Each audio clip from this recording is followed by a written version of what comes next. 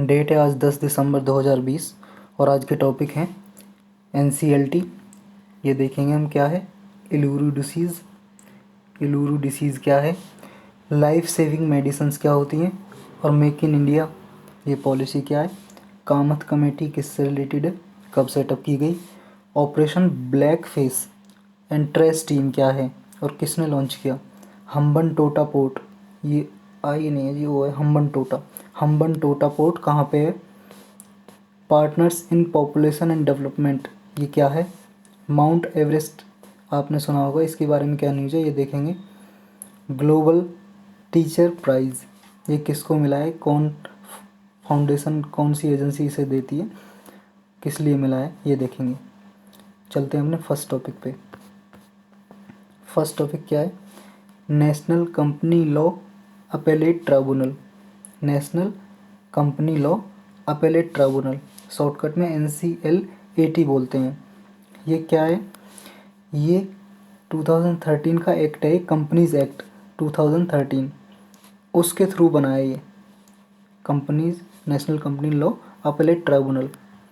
ये ट्राइब्यूनल क्या होती हैं, ट्राइब्यूनल बनाई जाती है जी कोर्ट का बर्डन कम करने के लिए। मान लो कोर्ट में केसेस जा रहे हैं, तो कोर्ट में बहुत ज़्यादा केसेस जाएंगे तो कोर्ट कैसे हैंडल करेगा इतने सारे केसेस, पहले ही बहुत सारे केसेस पेंडिंग पड़े हुए हैं कोर्ट में, तो उनका काम कम हो, तो ये ट्राइब्यूनल बनाए जाते हैं केस का निपटारा करने के लिए जल्दी से जल्दी। तो ये कंपनीज एक्ट 2013 के थ्रू बनाया गया है। इसके क्या फंक्शन है, किस किस के लिए केसेस लेता है ये देखते हैं। ये क्या है, एक NCLT बॉडी है। ये क्या, ये ऊपर क्या थी, NCLAT national company law appellate tribunal, इसमें अपेलेट और जुड़ गया, और ये है सिर्फ नेशनल कंपनी लॉ ट्राइब्यूनल। पहले क्या होता है कि कोई कंपनी, दो कंपनियों के बीच में कोई डिस्प्यूट है, विवाद हो रहा है, झगड़ा हो रहा है किसी बात पे, या कंपनी गवर्नमेंट के बीच में कुछ हो रहा है, तो कोई भी कंपनी पहले कहाँ जाएगी अपना केस लेके, नेशनल कंपनी लॉ ट्राइब्यूनल के पास। तो जब अगर इसने जो डिसीज़न दिया, इसके डिसीज़न से सेटिस्फाई नहीं है कंपनी, तो कंपनी इसके डिसीज़न को अपील कर सकती है NCLAT में, national company law appellate tribunal में। समझ आया, पहले कंपनी जाएगी किसके पास, NCLT के पास, और अगर इसके डिसीज़न से सेटिस्फाई नहीं है, कोई इसने डिसीज़न दिया कि इसने ये फैसला सुना दिया, तो इसके फैसले के अगेंस्ट इसमें जा सकती है national company law appellate tribunal में। ये अंडर सेक्शन ऑफ 61 किसके, इंसॉल्वेंसी एंड बैंकरप्सी कोड 2016 में ये लिखा हुआ है। और दूसरा किसके अगेंस्ट, एक तो NCLT के अगेंस्ट इसमें जाया जा सकता है NCLAT में केस लेके, और किस किस के अगेंस्ट जाया जा सकता है, अगर कोई insolvency and bankruptcy board of India है, एक insolvency and bankruptcy board of India. Insolvency and bankruptcy का मतलब होता है जी जो एक तरह से बैंकरप्ट, मान लो किसी आदमी ने पैसे लिए हैं बैंक से, और वो पैसे बैंक में भर नहीं रहा है, काफ़ी दिन हो गए हैं, कुछ निर्धारित टाइम होता है 90 डेज़ 180 डेज़, तो अगर वो इंटरेस्ट नहीं भर रहा है और ना प्रिंसिपल भर रहा है, मूलधन बैंक में वापस कर रहा है जो बैंक से लोन लिया है, तो उसे बैंकरप्ट या इंसॉल्वेंट घोषित कर देते हैं। तो ये उसी से रिलेटेड है, ये insolvency and bankruptcy board of India के केस, इसका कोई फैसला है इसके, तो इसके फैसले को भी कहाँ पे जा सकता है, लेके NCLAT में जा अपील कर सकते हैं, या फिर कंपटीशन कमीशन ऑफ इंडिया के ऑर्डर के अगेंस्ट भी, मान लो इसने ऑर्डर दिया है कोई, कंपटीशन कमीशन ऑफ इंडिया ने, CCI ने, तो इसके ऑर्डर के अगेंस्ट भी NCLAT में जा सकते हैं। तो कौन कौन से 3 ऑर्डर के अगेंस्ट जा सकते हैं NCLAT में, एक तो NCLT ने कोई दिया हो ऑर्डर, या फिर insolvency bankruptcy board of India ने कोई ऑर्डर दिया हो, या कंपटीशन कमीशन ऑफ इंडिया ने दिया हो। अब ये कंपटीशन कमीशन ऑफ इंडिया क्या है, ये जी क्या करता है, जो कंपनी, कोई दो कंपनी का मर्जर या एक्विजिशन हो रहा है, मर्जर या एक्विजिशन, तो उसका प्रोसीजर देखता है कंपटीशन, और मार्केट में कंपटीशन बढ़ाता है, कंपटीशन मार्केट में मार्केट को कॉम्पिटिटिव बनाने के लिए, और मार्केट में कंपटीशन बढ़ाने के लिए सारा प्रोसीजर ये करता है कंपटीशन कमीशन ऑफ इंडिया। जैसे वोडाफोन और आइडिया दो अलग अलग कंपनी थी, और लेकिन अब ये दोनों मिलके एक हो गई, मर्जर हो गया। तो ये क्या, कौन देखता है इसको? कंपटीशन कमीशन ऑफ इंडिया देखता है। और अगर इसने डिसीजन दे दिया, NCLAT ने डिसीजन दे दिया, तो इसके डिसीजन के अगेंस्ट कहाँ जाया जाएगा? मान लो ये नेशनल कंपनी लॉ ट्राइब्यूनल है, इसने डिसीजन दे दिया, ये तो ऑर्डर सुन सकता है किस किस के अगेंस्ट? मान लो NCLT ने कोई दिया हो, या insolvency and bankruptcy board of India ने कोई ऑर्डर दिया हो, या कंपटीशन कमीशन ऑफ इंडिया ने दिया हो, तो हम जा सकते हैं किस में अपील करने? इसमें NCLAT में। और इसने कोई डिसीजन दिया, मान लो इससे भी सेटिस्फाई नहीं है, तो हाई कोर्ट में अपील कर सकते हैं इसके डिसीजन के अगेंस्ट। और हाई कोर्ट का डिसीजन आ गया, उससे भी नहीं सेटिस्फाई है, तो फिर सुप्रीम कोर्ट में जा सकते हैं। समझ आया? अब इसका ये देख लेते हैं, जो ये NCLAT है, national company law appellate tribunal, इसके मेंबर कौन कौन होते हैं और कैसे कैसे उनका अपॉइंटमेंट होता है। जो इसका प्रेसिडेंट होता है ट्राइब्यूनल का, और चेयरपर्सन, प्रेसिडेंट और चेयरपर्सन और जुडिशल मेंबर, ये अपॉइंट कैसे होते हैं? चीफ जस्टिस ऑफ इंडिया से कंसल्टेशन करके। कंसल्टेशन का मतलब सहमति। चीफ जस्टिस ऑफ इंडिया होता है हमारे मुख्य न्याय, जो सुप्रीम कोर्ट का मुख्य न्यायाधीश होता है, उसके मुख्य न्यायाधीश से कंसल्ट करके सहमति लेके अपॉइंट होते हैं इसके प्रेसिडेंट, चेयरपर्सन और जुडिशियल मेंबर। और कौन अपॉइंट करता है? Central government. कौन करता है? Central government. Central government appoint करती है, किससे सहमति लेके, किससे कंसल्ट करके? चीफ जस्टिस ऑफ इंडिया से। और इसके मेंबर कैसे अपॉइंट होते हैं? ये जुडिशियल मेंबर कैसे सिलेक्ट होते हैं?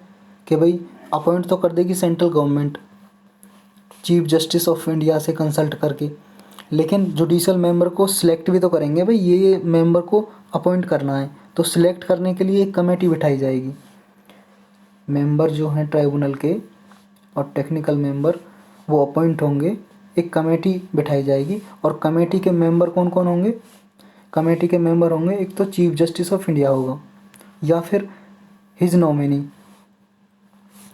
ये कमेटी है, मान लो इसमें कुछ मेंबर हैं, तो इसमें चीफ जस्टिस ऑफ इंडिया होगा एक तो member, chief justice of India, और या उसका नॉमिनी। मान लो चीफ जस्टिस ऑफ इंडिया नहीं आ सकता, उस पर बिजी है वो, तो अपना कोई नॉमिनी मतलब भेज सकता है, कोई दूसरा जज अपनी जगह भेज सकता है वो, इसका मतलब ये है। तो एक तो मेंबर होगा इस कमेटी का चीफ जस्टिस ऑफ इंडिया, दूसरा होगा, और इस कमेटी का वो चेयरमैन भी रहेगा, चेयरपर्सन भी रहेगा चीफ जस्टिस ऑफ इंडिया। मतलब जो एक कमेटी बैठाई जाएगी, क्यों बैठाई जाएगी? कि जो NCLAT है उसके मेंबर को सिलेक्ट करने के लिए ये कमेटी बिठाई जा रही है। और इस कमेटी में एक मेंबर होगा CJI, chief justice of India, या उसका कोई नॉमिनी, और ये उस कमेटी का चेयरपर्सन भी रहेगा। और दूसरे मेंबर कौन कौन से होंगे इस कमेटी के? कोई भी सीनियर जज, सुप्रीम कोर्ट का सीनियर जज, या chief justice of high court. Supreme court का कोई भी जज सीनियर जज होना चाहिए, या chief justice of high court, high court का मुख्य न्यायाधीश होना चाहिए। तीसरे मेंबर कौन से होंगे? 3 मेंबर होंगे जी मिनिस्ट्री से, एक कॉरपोरेट अफेयर्स मिनिस्ट्री से, एक लॉ एंड जस्टिस मिनिस्ट्री से, और एक फाइनेंस मिनिस्ट्री से। ये फाइनेंस मिनिस्ट्री से होगा एक मेंबर। उसके जो डिपार्टमेंट ऑफ फाइनेंशियल सर्विस है उसका सेक्रेटरी। इन तीनों मिनिस्ट्री से सेक्रेटरी आएंगे। सेक्रेटरी गवर्नमेंट अधिकारी होता है जी, वो आएंगे सेक्रेटरी। तो 3 कितने मेंबर हो गए इसके? 5 टोटल सेक्रेटरी होंगे 3, तो कॉरपोरेट अफेयर्स मंत्रालय के, लॉ एंड जस्टिस के, और फाइनेंस वित्त मंत्री से सेक्रेटरी आएगा जी, जो डिपार्टमेंट ऑफ फाइनेंशियल सर्विस का सेक्रेटरी है। 3 तो ये होंगे, और एक जज होगा सुप्रीम कोर्ट से, या जज ना हो सुप्रीम कोर्ट का तो chief justice of high court होना चाहिए, हाई कोर्ट का मुख्य न्यायाधीश, और एक CJI जो इसको हेड करेगा। तो ये 5 मेंबर होंगे कमेटी के, ये सिलेक्ट करेंगे मेंबर को जो NCLAT में अपॉइंट होंगे। और अपॉइंट कौन करेगी? Central government. किससे कंसल्ट करके? CJI से, चीफ जस्टिस ऑफ इंडिया से। समझ आया? अब देखते हैं इनकी एलिजिबिलिटी। मतलब क्या क्वालिफिकेशन चाहिए, जो चेयरपर्सन है वो क्या होना चाहिए, जज ऑफ द सुप्रीम कोर्ट होना चाहिए या chief justice of high court. या तो वो सुप्रीम कोर्ट का जज फिलहाल है या पहले रह चुका हो सुप्रीम कोर्ट का जज, या फिर chief justice of high court रह चुका हो, हाई कोर्ट का मुख्य न्यायाधीश रह चुका हो। दो एक क्वालिफिकेशन तो क्या होगी, या तो सुप्रीम कोर्ट का जज हो या chief justice of high court हो, हाई कोर्ट का मुख्य न्यायाधीश। जुडिशल मेंबर की क्या क्वालिफिकेशन है, जुडिशल मेंबर क्या होंगे, ये तो चेयरपर्सन है जी, चेयरपर्सन की क्वालिफिकेशन ये है या तो वो सुप्रीम कोर्ट का जज होगा या हाई कोर्ट का चीफ जस्टिस। और जुडिशल मेंबर होंगे बाकी के वो जज होने चाहिए हाई कोर्ट के जज होंगे, या फिर किसी ट्राइब्यूनल में, जैसे ये NCLAT ट्राइब्यूनल है, और भी तो ट्राइब्यूनल है जैसे NCLT ट्राइब्यूनल है, या फिर दूसरी कैट होती हैं ट्राइब्यूनल, सेंट्रल एडमिनिस्ट्रेटिव ट्राइब्यूनल।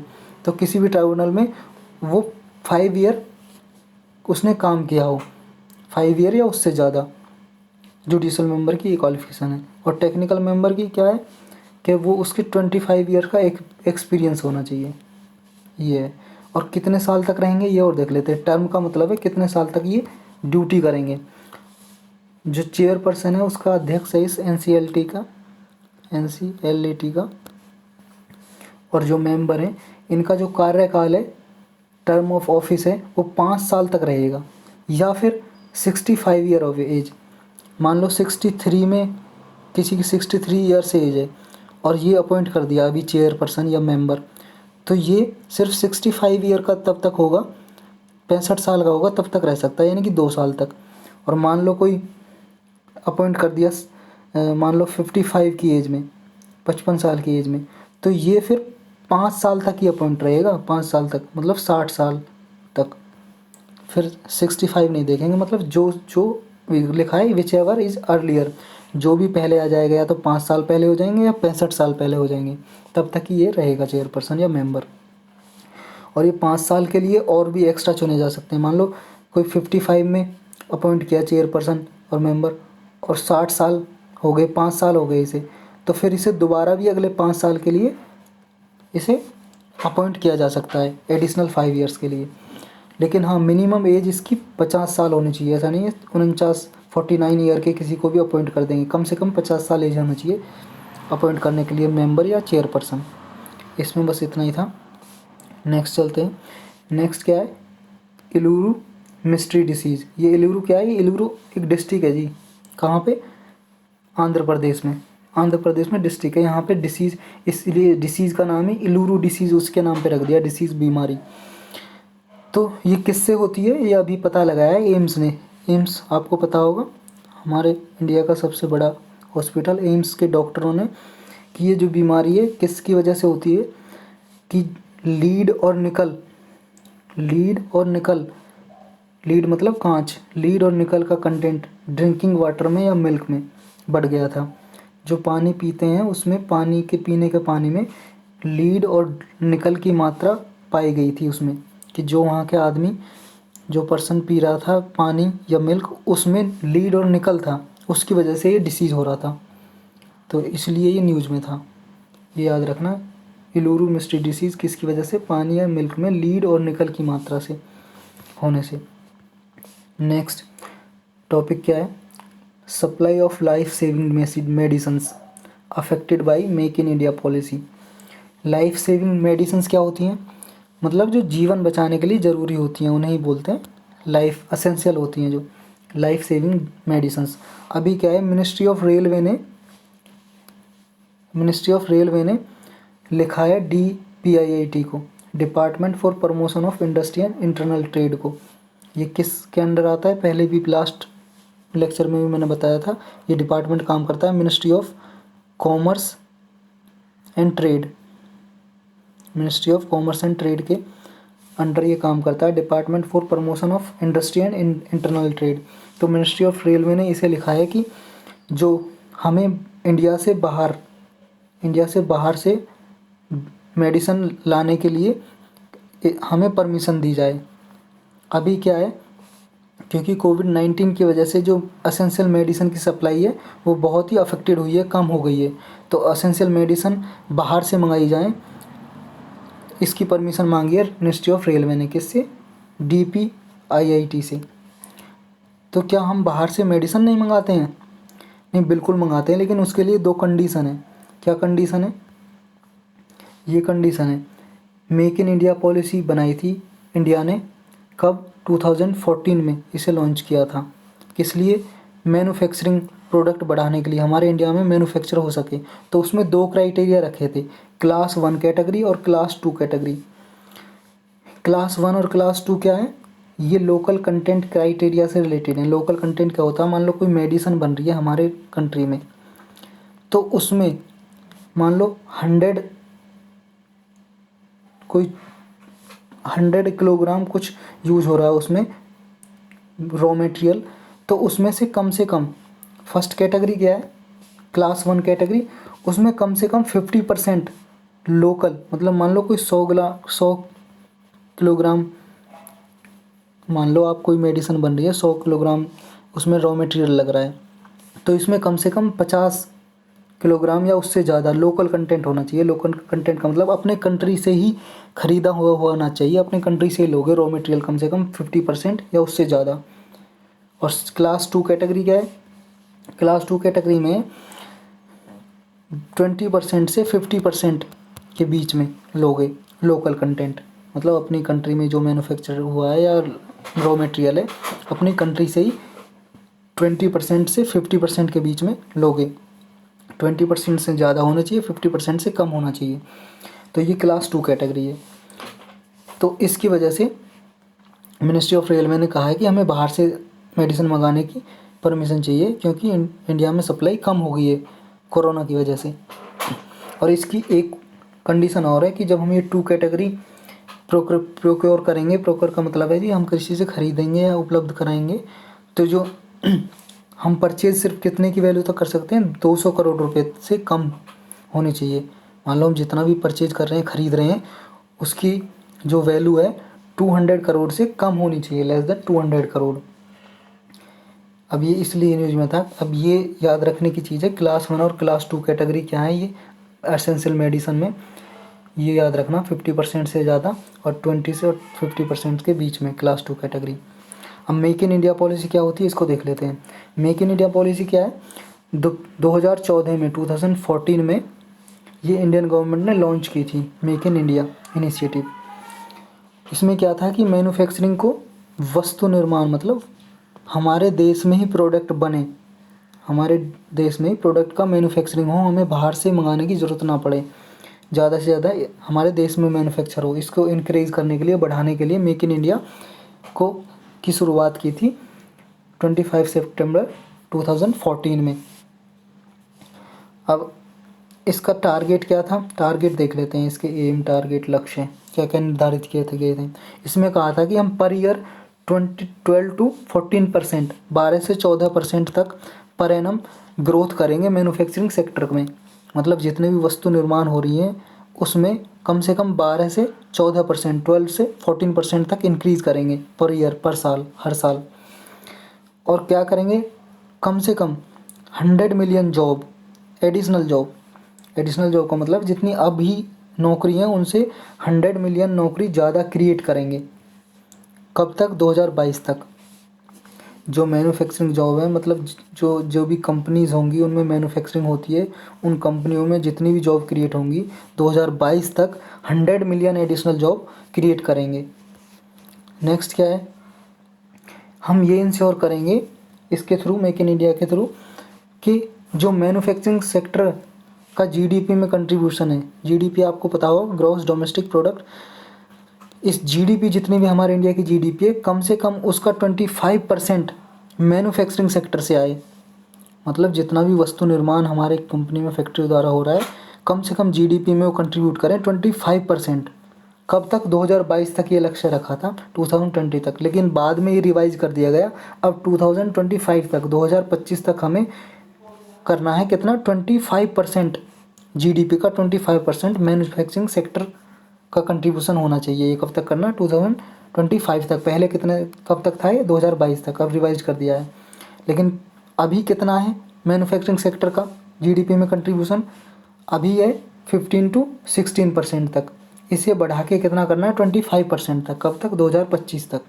और याद रखना पहले 2022 तक ये टारगेट रखे था, और लेकिन अब 2025 तक 25% करना है हमें मैन्युफैक्चरिंग सेक्टर का कंट्रीब्यूशन जीडीपी में। लेकिन अभी तक क्या अचीव किया है हमने, जब मेक इन इंडिया पॉलिसी हमने बनाई थी तो अब तक क्या क्या फ़ायदे हुए हैं इसके हुए जी एफडीआई। एफडीआई का मतलब है फॉरेन डायरेक्ट इन्वेस्टमेंट।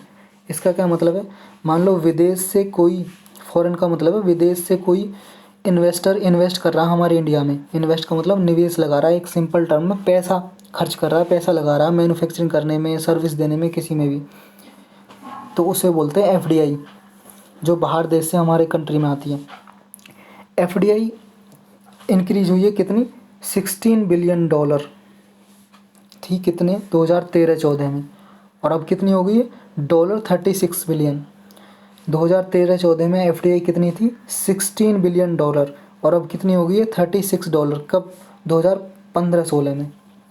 2013-14 में कितनी थी 16, और 2015-16 में हो गई थी $36 बिलियन। लेकिन it has not increased further and it is not contributing to Indian industrialization। ये 2015-16 में तो बढ़ के हो गई थी 16 से 36, लेकिन उसके बाद ये नहीं बढ़ी है, लगभग स्टेबल रही है। और इसने कोई जो इंडिया की इंडस्ट्रीज़ हैं उसमें भी कोई कंट्रीब्यूट इसका नहीं रहा है। ज़्यादा एफडीआई किस में आई है, सर्विस सेक्टर में आई है, मैन्युफैक्चरिंग में नहीं आई। सर्विस सेक्टर आप जानती होंगे, सर्विस जैसे बैंकिंग, ट्रांसपोर्टेशन, होटल, रेस्टोरेंट्स, ये सर्विस देते हैं, ये सर्विस सेक्टर में ज़्यादा आई है, मैन्युफैक्चरिंग सेक्टर में नहीं आई है इतनी। लेकिन 2017-18 में ये हो रहा है कि एफडीआई कम और हो गई है। 2014-15 में मैन्युफैक्चरिंग सेक्टर में कितनी एफडीआई आई थी, $9.6 बिलियन थी 2014-15 में। जब ये लॉन्च किया था ना मेड इन इंडिया पॉलिसी, तब तक $9.6 बिलियन थी मैन्युफैक्चरिंग सेक्टर में एफडीआई। लेकिन 2017-18 में कितनी हो गई, $7 बिलियन, और कम हो गई एफडीआई। याद रखना ये कम हुई है 2015 से। ये स्टेटमेंट दे के पूछ सकता है कि एफडीआई कम हुई है या ज़्यादा, मैन्युफैक्चरिंग सेक्टर में कम हुई है 2014-15 के मुकाबले 2017-18 में। 2014-15 में कितनी आई थी 9.6, और 2017-18 में $7 बिलियन। नेक्स्ट क्या है, हाँ लेकिन सर्विस सेक्टर में मैंने पहले भी कहा ना, सर्विस सेक्टर में बहुत एफडीआई है, कितनी $23.5 बिलियन, जो कितना 3 गुना, मैन्युफैक्चरिंग सेक्टर से 3 गुना आई है, more than 3 times that of manufacturing sector. जितना मैन्युफैक्चरिंग सेक्टर में आई है उससे 3 गुना से भी ज़्यादा एफडीआई आई है किसमें, सर्विस सेक्टर में। और क्या है इसमें, एक चीज़ और याद रख लो, ये स्टेटमेंट कि जो इंडिया का ग्लोबल एक्सपोर्ट में शेयर है ना, जितना इंडिया एक्सपोर्ट करता है बाहर देशों में निर्यात करता है, वो कब लगभग जो ग्लोबल पूरा वर्ल्ड में 2% है उसका, सिर्फ 2% ही एक्सपोर्ट करता है इंडिया। और चाइना कितना करता है, चाइना करता है लगभग 18% एक्सपोर्ट, और हमारा कितना है ग्लोबल एक्सपोर्ट सिर्फ 2%। इसमें सिर्फ इतना ही था। नेक्स्ट टॉपिक पे चलते हैं। नेक्स्ट टॉपिक रिलेटेड है कामथ कमेटी। कामथ कमेटी ये क्या है, आरबीआई ने सेटअप की थी, आरबीआई ने सेटअप की थी ये कमेटी। 5 मेंबर की कमेटी है जी, 5 मेंबर थे इसके, और इसको हेड किया था, मतलब इसका जो अध्यक्ष था इस कमेटी का, एक तरह से चेयरपर्सन, वो कौन था, केवी कामथ। ये आईसीआईसीआई बैंक का चीफ एग्जीक्यूटिव है, तो ये था, मतलब ये केवी कामथ अपॉइंट, ये हेड था, इसी के नाम से इसको कामथ कमेटी बोलते हैं। अब ये कामथ कमेटी किस लिए अपॉइंट की थी, ये है, एक तो 2 बात याद रखनी है, एक तो आरबीआई ने इसे बनाया था कामथ कमेटी को, और किस लिए बनाया था ये याद रखना है, किस लिए, restructuring the loans, restructuring of loans, मतलब जो लोन्स हैं, कर्ज हैं, जो बैंक से लोन कर्ज लिए हैं उनको रीस्ट्रक्चर करने के लिए बनाई गई थी। क्योंकि कोविड-19 की वजह से इम्पैक्ट हुआ था ना, कि लोन वगैरह का जो लोन लिया था लोगों ने बैंक से, कंपनियों ने, तो वो वापस नहीं आ पा रहा था इंटरेस्ट उसका, कोविड-19 की वजह से ग्रोथ रुक गई थी। तो उसको लोन को कैसे रीस्ट्रक्चर करें, उसके लिए कमत कमेटी बनाई थी, किसने? आरबीआई ने। बस ये याद रखना है। और इसका ये और याद रख लेना, इसका जो टर्म है, कार्यकाल है, जून 30 तक बढ़ा दिया गया, 2021 तक, जून 30 2020 तक इस कमेटी का। बस इतना ही था इसमें। नेक्स्ट क्या है? Operation black face. Operation black face क्या है? ये किससे रिलेटेड है? ये ऑपरेशन ब्लैक फेस है किससे? Child sexual abuse material. Child sexual abuse material मतलब जो इंटरनेट वगैरह पे, ऑनलाइन वगैरह जो बच्चों के नंगी गंदी तस्वीरें डाली जाती हैं, उनके अगेंस्ट है ये। उनके अगेंस्ट ऑपरेशन करने के लिए ऑपरेशन ब्लैक फेस हमारी कंट्री में चलाया गया है। इसमें क्या कर रही है? जो महाराष्ट्र के साइबर कॉप है, साइबर कॉप का मतलब एक तरह से जो उसके अगेंस्ट काम कर रहे हैं महाराष्ट्र की पुलिस, उसे साइबर कॉप बोलते हैं, एक तरह से पुलिस मान लो आप। ये कंप्लेंट फॉरवर्ड करती है डिस्ट्रिक्ट को, जहाँ पे एफआईआर रजिस्टर होती है किसके खिलाफ? उस पर्सन के खिलाफ जो चाइल्ड की ये जो तस्वीरें होती हैं उनके अगेंस्ट ये एफआईआर दर्ज करती है। और एक और है इसमें टीम, ट्रेस टीम, ये भी महाराष्ट्र की जो साइबर कॉप है उसने चलाई थी। किस लिए? चाइल्ड पोर्नोग्राफी को रोकने के लिए। चाइल्ड पोर्नोग्राफी वही है कि इंटरनेट वगैरह पे किसी पे भी जो बच्चों की तस्वीरें, ऐसी अभद्र तस्वीरें अपलोड कर दी जाती हैं या उनकी कोई वीडियो डाल दी जाती है, तो इसे ख़त्म करने के लिए, इसे रिड्यूस करने के लिए ये ट्रेस टीम बनाई गई थी महाराष्ट्र साइबर कॉप ने। महाराष्ट्र ने, याद रखना। ट्रेस और ऑपरेशन ब्लैक फेस किससे रिलेटेड है? याद रखना, चाइल्ड पोर्नोग्राफी या चाइल्ड सेक्सुअल अब्यूज़ मटेरियल, यही है इसमें। ये tactical response, they form the core of tactical response against cyber child exploitation unit. इसकी फुल फॉर्म है ट्रेस की, tactical response against cyber child exploitation. यही आगे दिया है कि चाइल्ड पोर्नोग्राफी के अगेंस्ट काम करेगी ये महाराष्ट्र में।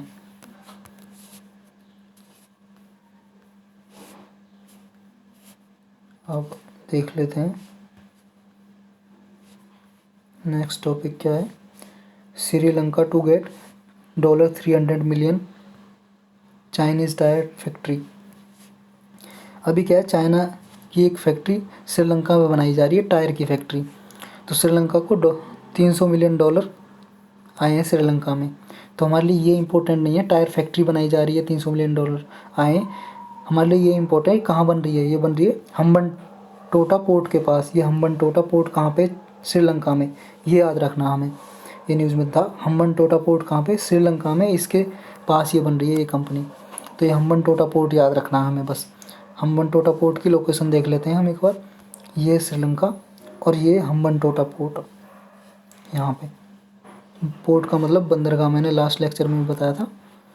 ये श्रीलंका का है, जिसे चाइना ने लीज पे ले रखा है। लीज का मतलब है एक तरह से ठेके पे नहीं ले लेते हैं खेत, जैसे कृषि करने के लिए खेत, एग्रीकल्चर करने के लिए खेत ले लेते हैं भाई लीज पे, पट्टे पे, कि हम इतने साल के लिए इसमें खेती करेंगे। तो जिसका खेत है वो दे देता है खेती करने के लिए। तो ऐसी लीज पे लिया हुआ है चाइना ने श्रीलंका से ये हम्बनटोटा पोर्ट। ये देखो यहाँ लिखा भी है, lease to Chinese company in 2017। China ने लीज पे ले रखा है इसे, बस ये याद रखना हम्बनटोटा पोर्ट कहाँ पे है। नेक्स्ट टॉपिक क्या है? Partners in population development. ये एक संस्था है जी, जिसकी अभी इंटरमिनिस्ट्रियल कॉन्फ्रेंस हुई थी।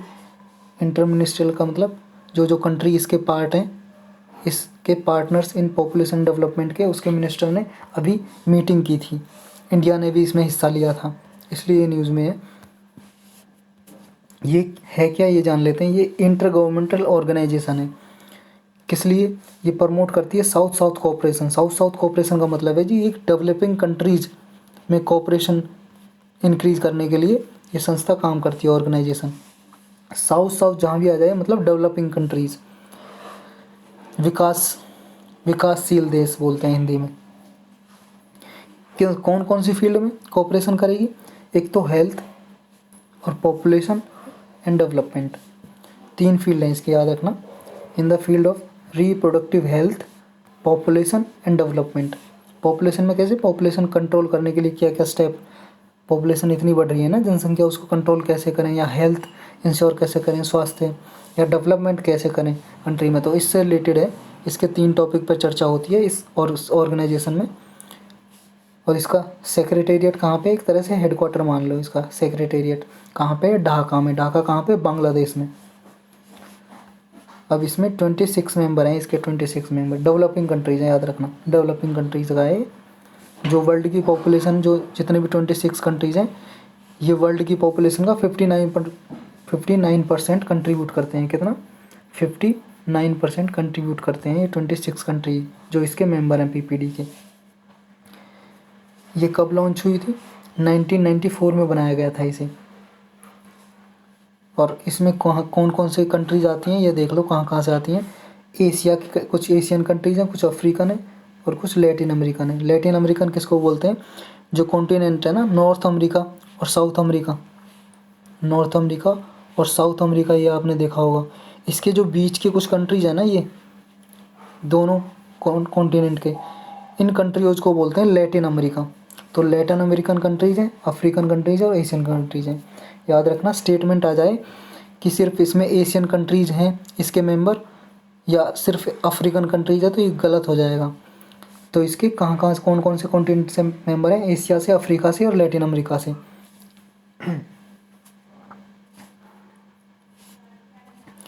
ये जब बनाई गई थी इंटर गवर्नमेंटल अलायंस, किसकी हेल्प करने के लिए बनाई गई थी? ये इम्प्लीमेंट करने के लिए बनाई थी कार्यो प्रोग्राम ऑफ एक्शन को, कार्यो प्रोग्राम ऑफ एक्शन को। और ये कार्यो प्रोग्राम ऑफ एक्शन क्या है? ये 179 नेशन ने इंडोर्स किया था। किस लिए? कि एक मैकेनिज्म एस्टेब्लिश किया जाए जिसके थ्रू यही रिप्रोडक्टिव हेल्थ और फैमिली प्लानिंग को कैसे इंश्योर किया जाए, वही सब इसके थे जो ऑब्जेक्टिव जो पीपीडी में अप्लाई हो रहे हैं। इस कायरो प्रोग्राम ऑफ एक्शन के हैं कौन कौन से? हेल्थ से रिलेटेड, फैमिली प्लानिंग, वही पॉपुलेशन को कैसे कंट्रोल करें और डेवलपमेंट को कैसे प्रमोट करें, यही इसके ऑब्जेक्टिव थे। इसको अप्लाई करने के लिए ये पीपीडी बनाई गई थी। पीपीडी याद रखना 1994 में लॉन्च किया था। और इसमें डेवलपिंग कंट्रीज़ हैं 3, इसमें वो हैं कॉन्टिनेंट जहाँ से कंट्री आती हैं, एक एशिया, अफ्रीका और लैटिन अमेरिका। बस इतना ही था। नेक्स्ट टॉपिक माउंट एवरेस्ट से रिलेटेड है। अभी न्यूज़ में क्यों था? क्योंकि foreign ministry of Nepal and China और नेपाल के विदेश मंत्रालय ने इसकी दूसरी हाइट अप्रूव कर दी है। कौन सी? ये 8848.86, ठीक है जी, 8848.86 मीटर इसकी हाइट। पहले कितनी थी इसकी हाइट? इतनी थी, सिर्फ 8848 मीटर इतनी थी। अब न्यू हाइट कितनी हो गई है इसकी? 0.86, मतलब 86 सेंटीमीटर बढ़ा दी गई है इसकी हाइट। मतलब पहले जो 1954 में सर्वे ऑफ इंडिया ने इसकी हाइट बताई थी कितनी? 8848 मीटर। और अब इसकी हाइट न्यू हाइट अप्रूव कर दी गई है, 86 सेंटीमीटर बढ़ा दी गई है। मतलब बढ़ाने का मतलब ये नहीं कि बढ़ाई है किसी ने, मतलब जो दोबारा मेज़र की गई है इसकी हाइट इतनी मेज़र की गई है 8848.86 मीटर, मतलब 0.86 सेंटीमीटर ज़्यादा हाइट अब इसकी अप्रूव की गई है। इसका कारण बताया गया है कि जो अर्थक्वेक वगैरह वहाँ पे आते हैं ना हिमालयज़ में, तो उनकी वजह से इसकी हाइट अफेक्ट हुई है माउंटेन की। और याद रखना, ये माउंट एवरेस्ट पूरे अर्थ की हाईएस्ट माउंटेन है, पूरे वर्ल्ड में सबसे हाईएस्ट, सबसे ऊंची जो पहाड़ है यही है माउंट एवरेस्ट। और माउंट एवरेस्ट किसका पार्ट है? हिमालयज़ का। हिमालय आपने देखे होंगे ना, हिमालय को दिखा देते हैं आपको मैप पे। ये देखो, ये है हिमालय, यहाँ से यहाँ तक फैला हुआ है पूरा। ये हिमालय की पहाड़ियाँ हैं, Himalaya mountain range. Himalayan range बोलते हैं, मतलब पहाड़ियाँ, हिमालयन रेंज या Himalayan mountain range. Himalayan mountain range के 3 पार्ट हैं, याद रखना। एक तो ग्रेटर हिमालय, ये पहली जो लाइन दिखाई दे रही है ना, ये वाली, ये ग्रेटर हिमालयाज़ है, इसे बोलते हैं ग्रेटर हिमालयाज़ या अपर हिमालयाज़ भी बोलते हैं, अपर, ग्रेटर हिमालयाज़ या अपर हिमालयाज़। और इसका सेकंड पार्ट क्या है, ये मिडल हिमालयाज़, जो बीच में दिखाई दे रही है, ये लाइन नहीं है, मतलब ये पहाड़ है यहाँ से यहाँ तक। अब मैप पे तो लाइन बना के शो कर सकते हैं ना। तो ये है, ये वाला क्या है, ग्रेटर हिमालय या अपर हिमालय। इससे नीचे मिडल हिमालयाज़, मिडल हिमालयाज़ या लेसर हिमालयाज़ भी बोलते हैं, मिडल हिमालयाज़ या लेसर हिमालयाज़। और जो ये है, इसे शिवालिक की पहाड़ियाँ बोलते हैं। ये शिवालिक माउंटेन या फिर आउटर हिमालयाज़, शिवालिक हिमालयाज़ या आउटर हिमालयाज़, शिवालिक की पहाड़ियाँ। तो 3 पार्ट आते हैं हिमालयाज़ में। और जो ये ऊपर पहाड़ियाँ हैं ना, ये काराकोरम, लद्दाख, जास्कर रेंज, कैलाश रेंज, ये कैलाश रेंज वही है जी। और यहाँ पे मानसरोवर लेक है, कैलाश रेंज आपने सुना होगा बहुत बार न्यूज़ में। इंडिया के लिए इम्पोर्टेंस रखती है, स्पिरिचुअल इम्पोर्टेंस। तो ये है ना, काराकोरम, लद्दाख, जास्कर और कैलाश रेंज, ये ट्रांस हिमालय का पार्ट है। किसका, ट्रांस हिमालयाज़ बोलते हैं इन्हें। ये स्पेलिंग है ट्रांस की, TRANS, ट्रांस हिमालय का पार्ट है ये, काराकोरम, लद्दाख, जास्कर और ये कैलाश रेंज। और जो ग्रेटर हिमालयाज़ या अपर हिमालय, मिडल हिमालय और या फिर लेसर हिमालय या शिवालिक हिमालयाज़ या आउटर हिमालयाज़ बोलते हैं, ये हैं हिमालय के पार्ट। और यहाँ पे एक सुलेमान रेंज है पाकिस्तान में जो, और ये और याद रखना, ये पामीर नोट है। नोट मतलब होता गांठ, मतलब एक पहाड़ी है जिसका नाम है पामीर नोट को रखा है कि 2 पहाड़ियों को ये बांध के रखा है। एक कौन सा, हिंदू कुश की पहाड़ियाँ हैं, और ये कुनलुन माउंटेन, ये चाइना में, ये ऊपर इंडिया से ऊपर ये चाइना है ना, तो एक कुनलुन माउंटेन और हिंदू कुश माउंटेन के बीच में एक पामीर नोट है, ये पामीर नोट याद रखना। बस इतना ही था इसमें। नेक्स्ट क्या है, ग्लोबल टीचर प्राइज़ 2020। अभी ग्लोबल टीचर प्राइज़ दिया गया है, टीचर अवार्ड, टीचर प्राइज़ 2020 का किसे मिला है, एक प्राइमरी स्कूल टीचर को दिया गया है जो महाराष्ट्र के सोलापुर डिस्ट्रिक्ट में पढ़ाता है। महाराष्ट्र के सोलापुर डिस्ट्रिक्ट से एक प्राइमरी टीचर है, स्कूल टीचर, उस स्कूल टीचर को मिला है ये अवार्ड। इसमें $1 मिलियन की राशि दी जाती है, $1 मिलियन दिए जाते हैं। किस लिए दिया गया है, उसने गर्ल एजुकेशन को प्रमोट किया था, मतलब लड़कियों की पढ़ाया जाए, ज़्यादा से ज़्यादा पढ़ाया जाए, गर्ल एजुकेशन को प्रमोट किया था। उसका नाम क्या है स्कूल टीचर का जिसको मिला है, उसका नाम है रंजीत सिंह डिसाले। ये परितेवादी गांव से है, परितेवादी विलेज से इसको दिया गया है। इसने गर्ल एजुकेशन को प्रमोट किया था, इसलिए इसको अवार्ड मिला है ग्लोबल टीचर प्राइज़ 2020 का।